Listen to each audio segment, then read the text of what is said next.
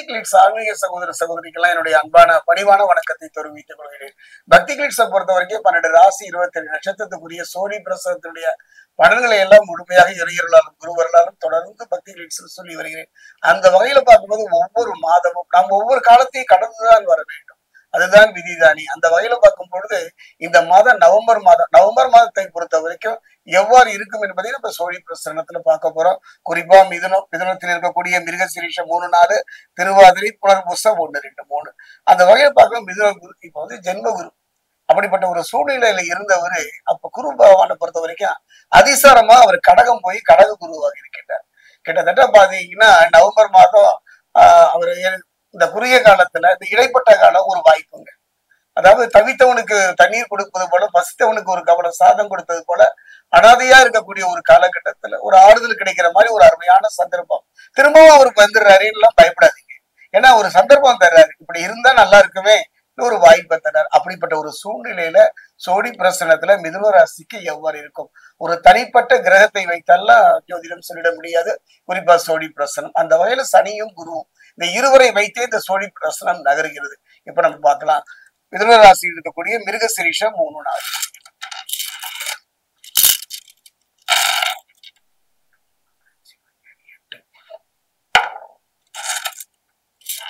மிதுன ராசியில் இருக்கக்கூடிய திருவாதிரை,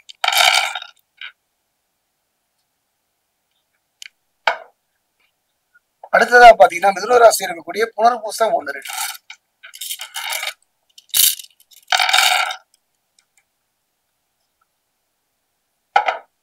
மிதுன ராசி ஆன்மீக சகோதர சகோதரிகளே, என்னுடைய அனுபவத்துல கடுமையாக பாதிக்கப்பட்டீங்க. எதுல பாதிக்கப்பட்டீங்க? ஒரு மனிதனுடைய வாழ்வுல இந்த 2 தாங்க வாழ்வு. இந்த 2 தான் இல்லறம் தொழில். இந்த 2மே வந்து படாத பாடுபட்டவங்களுக்கு ஒரு அருமையான சந்தர்ப்பத்தை இந்த ஜென்ம குருவாக இருந்து எத்தனை வேதனை, எத்தனை அவமானங்கள், எத்தனை துயரங்கள், யாரெல்லாம் தகுதி இல்லாதவற்றெல்லாம் சென்று கைகட்டி நிற்கக்கூடிய ஒரு சிறுலை. அறிவும் திறமையும் ஆற்றலும் இருந்தாலும் கூட அது ஒரு செல்லா காசாகவே உங்கள் வாழ்க்கையில் உங்களை நகர்த்தி சென்றது.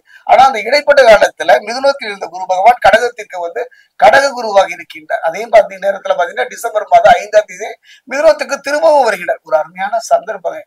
அதாவது மனிதன் வாய்ப்பு சந்தர்ப்பம் அது கிடைத்து விட்டால் அதுக்கு கொஞ்ச நேரம், ஒரு நாள், ஒரு நாழிகை, ஒரு நிமிடம் கிடைத்தால் கூட போதும். அதை பயன்படுத்தி வெற்றியை நோக்கி நகர்வதையெல்லாம் என் வாழ்வு சந்தித்திருக்கின்றேன். கடந்த கால கசப்புகளை எல்லாம் மறந்து எதிர்காலத்துல பயம் இல்லாத நிம்மதியான ஒரு வாழ்வை தரக்கூடிய ஒரு அருமையான சந்தர்ப்பத்தை இந்த காலகட்டத்துல குரு பகவான் மட்டும் கிடையாதுங்க. மிதுனத்தை பொறுத்த வரைக்கும் சனி பகவான் இப்ப கர்ம சனியாக இருக்கின்றார். அதே நேரத்தில் சனி பகவான் உங்களின் 4 7ஆம் வீட்டை பார்க்கின்றார்.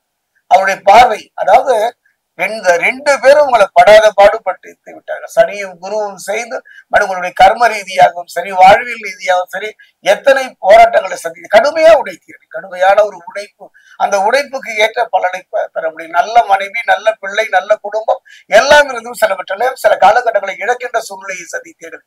இனி கவலைப்பட வேண்டாம். நிம்மதியாக நடைபெறக்கூடிய ஒரு அருமையான சந்தர்ப்பம், ஒரு அருமையான வாய்ப்பு. ஒரு தவறு செய்யறோம், ஒரு ஆசிரியர் கண்டிக்கிறாரு, திரும்பவும் அதை என்ன எதுக்க நம் நலன் பொருட்டு தானே கண்டிக்கின்றார். அந்த வகையில குரு பகவான் உங்களுக்கு செய்த உதவி இருக்கு பாருங்க, அற்புதம். தொழில ஒரு நல்ல மாற்றம், நல்ல ஒரு எதிர்காலம், ஒரு நம்பிக்கை நடைபெறுவதற்கான நீங்க எதெல்லாம் பிரிந்தது ஒன்று சேர்கின்ற அருமையான சந்தர்ப்பம்.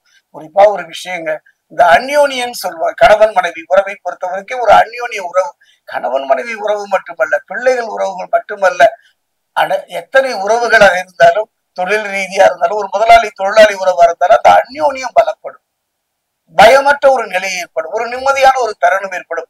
தொட்டது துலங்குங்க. ஒரே வார்த்தையில சொல்றது, நவம்பர் மாதம் உங்களுக்கு ஒரு நல்ல வாய்ப்பையும் சந்தர்ப்பையும் தரப்போகிறது. அதற்கு காரணம் சனி பகவான். சனி பகவானை பொறுத்த வரைக்கும் ஒரு அருமையான சந்தர்ப்பம்.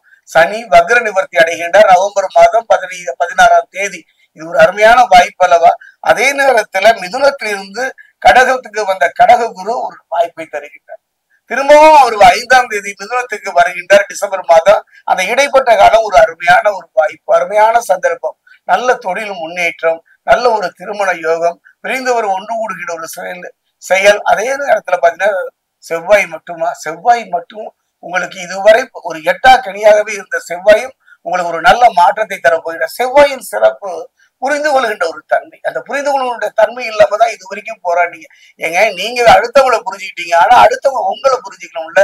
அந்த இடைப்பட்டத்தின் நிலையை தரக்கூடியவர் தான் செவ்வாய். என்னுடைய ஜோதிட அனுபவத்துல நான் களத்திரகாரகன் சுக்கிரனையும் செவ்வாயும் வைச்சே நான் எடை போடுவேன். அந்த வகையில செவ்வாய் நல்ல ஒரு மாற்றத்தை, ஒரு அருமையான சந்தர்ப்பங்க. நம்முடைய வீழ்ச்சிக்கு, நம்முடைய நிலைக்கு எது காரணம், அதை புரிந்து கொள்கின்ற ஒரு அருமையான சந்தர்ப்பம் செவ்வாயும் குருவும் இந்த நவம்பர் மாதம் தருகின்றார். முடிந்தால் திருத்தணி அருகே இருக்கக்கூடிய பாதசனீஸ்வரர் ஆலயம் சென்று அங்க தரக்கூடிய நல்லெண்ணை கொண்டு ஒரு முறை சனி பகவானுடைய பாதம் பணிந்துதான் பாருங்களேன். அதே நேரம் காவிரி நதி ஓடுகின்ற ஏதோ ஒரு துறையில 3 முறை முழுகுங்கள். என்னை பிடித்த வேதனையும் துன்பமும் விலக வேண்டும் என்று 3 முறை. முடியாதவனுக்கு முடவன் முடக்கு என்று சொல்வார்கள். நவம்பர் மாதம் 17ஆம் தேதி மறந்தே விடாதீர்கள். அந்த வகையில் பார்க்கும்போது இந்த நவம்பர் மாதம் இழந்ததை திரும்ப பெறக்கூடிய ஒரு நம்பிக்கை தரக்கூடிய ஒரு மாதமாக அமைகிறது.